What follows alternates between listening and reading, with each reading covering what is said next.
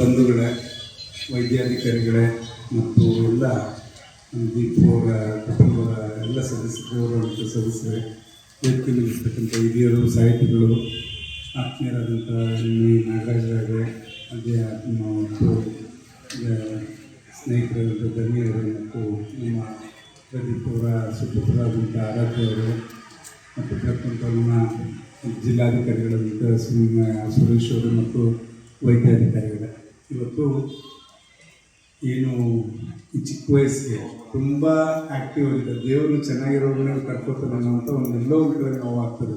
ಎಲ್ಲ ರಂಗದಲ್ಲೂ ಕೂಡ ಅವನು ಸಾಮಾಜಿಕವಾಗಿ ಕಳಕಳ ಇಟ್ಕೊಂಡು ರೋಟರಿ ಸಂಸ್ಥೆ ಇರ್ಬೋದು, ಎಲ್ಲ ಕಡೆಯೂ ಕೂಡ ಉತ್ತಮ ರೀತಿಯಲ್ಲಿ ಕೆಲಸ ಮಾಡ್ಕೊಂಡು ಹೋಗ್ತಿದ್ದಂಥ ನಮ್ಮ ಪ್ರದೀಪ್ ಅವರು ನಮ್ಮನ್ನೆಲ್ಲ ಆಗಲಿ 1 ವರ್ಷ ಆಯಿತು. ಅವರ ಆತ್ಮಕ್ಕೆ ಶಾಂತಿಯನ್ನು ಕೊಡ್ತಾ ಅವತ್ತು ನಾವು ಕೂಡ ಆದ ತಕ್ಷಣ ಅಲ್ಲೇ ಇದ್ವಿ, ಎಲ್ಲರೂ ಕೂಡ ಅಲ್ಲೇ ಇದ್ವಿ. ಆದರೆ ಅದು ಯಾರಿಗೂ ಕೂಡ ಊಹೆ ಮಾಡೋಕ್ಕಾಗಿಲ್ಲ ಅವನಿಗೆ ಹಿಂಗೆ ಆಗ್ತದೆ ಅಂತಕ್ಕಂಥದ್ದು. ಇಷ್ಟು ಬೇಗ ನಾವು ಅವನ್ನ ಅಗಲ್ತಾನೆ ನಮ್ಮಿಂದ ಅಂತ ನಾವು ಯಾರಿಗೂ ಕೂಡ ಅನಿಸಿಲ್ಲ. ಯಾಕೆಂದರೆ ಈ ಥರ ಕ್ಯಾಂಪ್ಸ್ ನಾನು ತುಂಬ ಸಲ ಮಾಡಿದ್ದೇನೆ.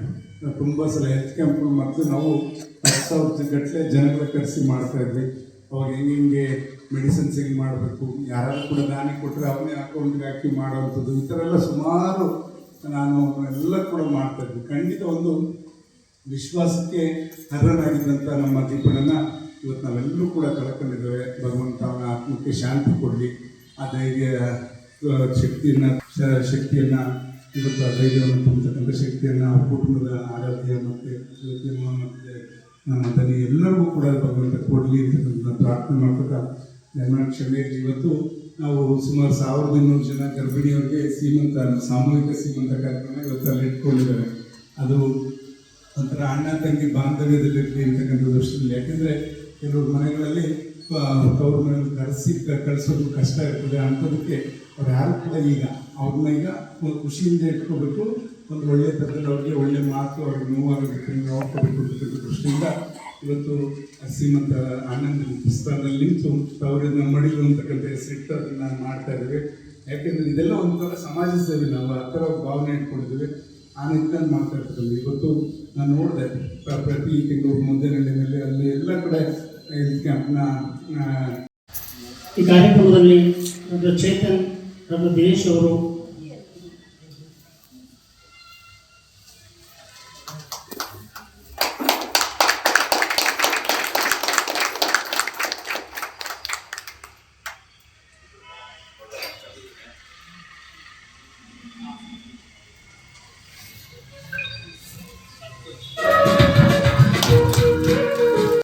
ಪ್ರದೀಪ್ ಅವರ ವಂಶ ವೈದ್ಯಕೀಯ ವಿಚಾರಗಳಿಗೋಸ್ಕರವಾಗಿ ತಮ್ಮನ್ನ ತಾವೇ ಅರ್ಪಿಸಿಕೊಂಡಂತಹ ವಂಶ ಇದು. ಪ್ರದೀಪ್ ಅವರ ತಂದೆ ಶಿವಣ್ಣ ಚಿಕ್ಕನಾಯಕನಹಳ್ಳಿ ತಾಲೂಕಿನಲ್ಲಿ ಮೊಟ್ಟ ಮೊದಲು ಒಂದು ದೊಡ್ಡ ವೈದ್ಯಕೀಯ ಶಾಪನ್ನು ತೆಗೆದು ಸಾರ್ವಜನಿಕ ಸೇವೆಗೋಸ್ಕರವಾಗಿ ಇಡೀ ಜೀವನವನ್ನೇ ಮುಡುಪಾಗಿಟ್ಟಂಥವ್ರು ಶಿವಣ್ಣನವರು. ಅವ್ರ ಮಗ ಪ್ರದೀಪ್ 26 ವರ್ಷ ಆಯಿತು. ಆದ ಈ ಮೆಡಿಕಲ್ ಅಂದರೆ ಮೆಡಿಕಲ್ ಕ್ಷೇತ್ರಕ್ಕೆ ಬಂದು ಅತ್ಯಂತ ಉತ್ತಮವಾದಂಥ ಸೇವೆಯನ್ನು ಮಾಡಿದ್ದಾರೆ. ಅನೇಕ ಕ್ಯಾಂಪ್ಗಳಿಂದ ಉಚಿತ ಕ್ಯಾಂಪ್ಗಳನ್ನು ನಡೆಸಿದ್ದು, ರಕ್ತದಾನ ಶಿಬಿರವನ್ನು ನಡೆಸಿದ್ದು, ಕ್ರೀಡೆಗೆ ಕೊಟ್ಟಂಥ ಪ್ರೋತ್ಸಾಹ ಎಲ್ಲವೂ ಸಹ ಒಂದು ಅಷ್ಟೇ. ನಿಜ ಹೇಳಬೇಕು ಅಂದರೆ ಪ್ರದೀಪ್ ಒಬ್ಬ ಕನಸುಗಾರ, ದೊಡ್ಡ ಕನಸನ್ನೇ ಇಟ್ಕೊಂಡಂಥದ್ದು. ಅದು ಬಹಳ ಬೇಕು ಯುವಕರಿಗೆ, ಅದು ಅತ್ಯಂತ ಅಗತ್ಯ. ಕನಸು ಇಲ್ಲ ಅಂದರೆ ಅದನ್ನು ನನಸು ಮಾಡೋದಕ್ಕೆ ಪ್ರಯತ್ನ ಪಡೋದೇ ಇಲ್ಲ. ಪ್ರದೀಪ್ ದೊಡ್ಡ ಕನಸುಗಾರ, ಏನೇನೋ ಆಸೆಗಳನ್ನ ಇಟ್ಕೊಂಡಿದ್ದ. ಅದು ಮಾಡಬೇಕು, ಇದು ಮಾಡಬೇಕು, ಸಾರ್ವಜನಿಕ ಹಿತಾಸಕ್ತಿಗೋಸ್ಕರವಾಗಿ ಸದಾ ಕಾಲ ಚಿಂತನೆ ಮಾಡ್ತಾ ಇದ್ದಂಥ ಮನಸ್ಸು ನಡೀತಾ ಇದೆಯಾ? ತುಮಕೂರಿಗೆ ಬರ್ತಾ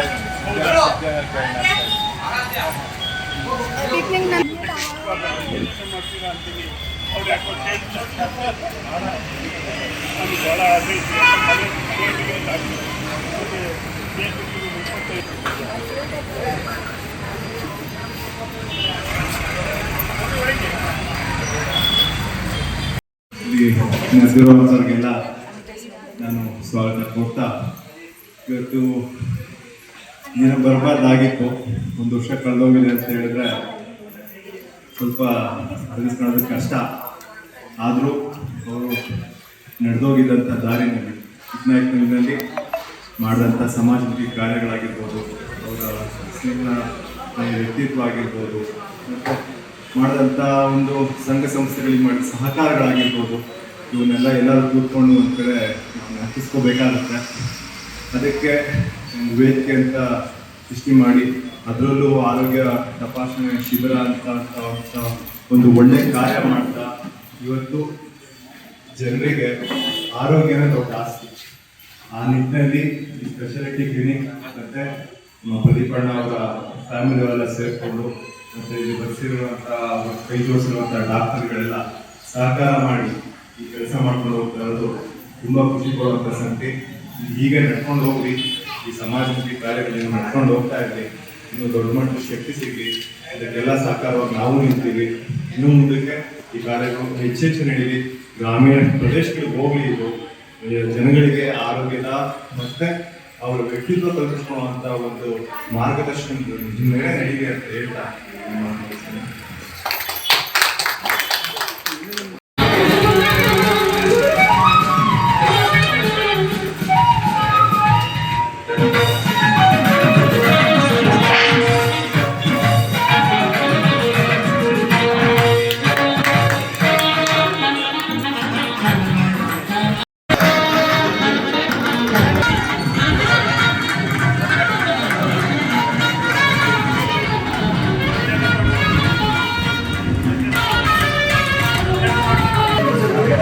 ರೋಹಿತ್ ಏಜೆನ್ಸಿ ಅವರು ದಯಮಾಡಿ ನೈಜಿ ಮೇಲೆ ಬರಬೇಡಿ. ರೋಹಿತ್ ಏಜೆನ್ಸಿ ಅವರು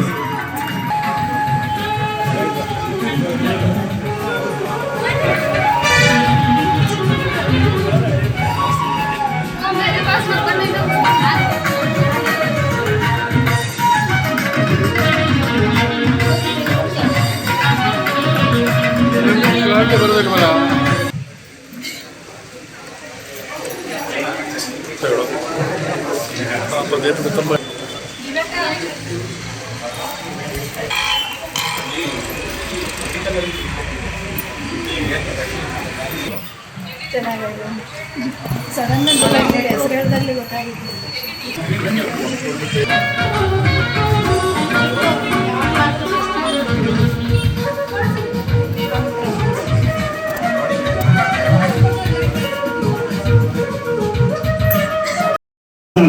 ನಾವಿದ್ದೀವಿ. ಚಿಕ್ಕ ವಯಸ್ಸಿನಲ್ಲೇ ವಿಧಿ ಕ್ರೂರ ಅಂತ ಹೇಳ್ಬೋದೆ, ಕ್ರೂರ ಹೇಳ್ತಾರೆ. ವಿಧಿ ತನ್ನ ಬಳಿಗೆ ಕರ್ಕೊಂಡು ಹೋದ್ದು ಅತ್ಯಂತ ಸಂಕಟದ ವಿಚಾರ ಇಲ್ಲಿ. ಆದರೆ ಆತನ ಪದಚೂರಿಯಲ್ಲಿ ಅಂದರೆ ಆತ ಹೆಜ್ಜೆಯ ಗುರುತನ್ನು ಉಳಿಸುವುದಕ್ಕೋಸ್ಕರವಾಗಿ ಆತನ ಪತ್ನಿ ಶ್ರೀಮತಿ ಜ್ಯೋತಿಯವರು ಸದಾಕಾಲ ಹಿತಚಿಂತನೆ, ಸಾರ್ವಜನಿಕ ಹಿತಚಿಂತನೆಯನ್ನ, ರೋಗಿಗಳ ಹಿತಚಿಂತನೆಯನ್ನ ಮಾಡ್ತಾ ಇರತಕ್ಕಂಥದ್ದು ನಮ್ಮ ಸೌಭಾಗ್ಯ ಅಂತ ಅಂದ್ಕೊಂಡಿದ್ದೇನೆ. ಅವರ ಪುತ್ರನನ್ನ ಮೆಡಿಕಲ್ ಓದಿಸ್ಬೇಕು, ಒಳ್ಳೆ ಡಾಕ್ಟರ್ನಾಗಿ ಮಾಡಬೇಕು, ಸಾರ್ವಜನಿಕ ಸೇವೆಗೆ ತೊಡಗಿಸ್ಬೇಕು, ಆತನಿಂದ ಸಾರ್ವಜನಿಕರಿಗೆ ಸೇವೆ ಸಿಗಬೇಕು ಅಂತ ಅನೇಕ ಬಾರಿ ಅಂತ ಹೇಳೋರು. ಆ ಈಡೇರಿಸ್ಕೊಂಡು ಅವ್ರ ಮಗ ಮೆಡಿಕಲ್ ಓದ್ತಾ ಇದ್ದಾರೆ. ಇವತ್ತಲ್ಲ ನಾಳೆ ದೊಡ್ಡವನಾಗ್ತಾನೆ, ದೊಡ್ಡ ಡಾಕ್ಟರ್ ಆಗ್ತಾನೆ.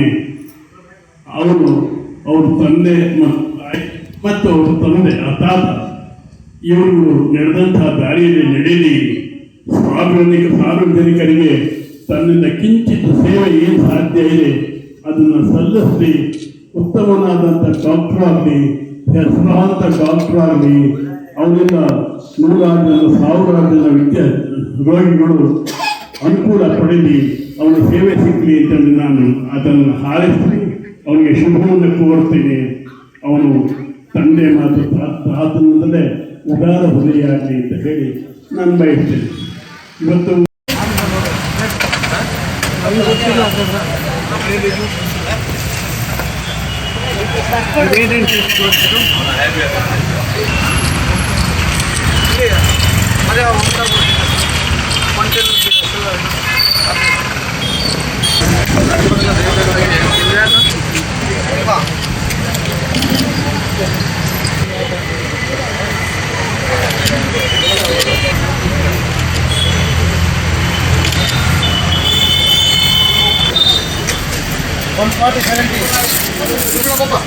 ಸರಿ ಇದೆ.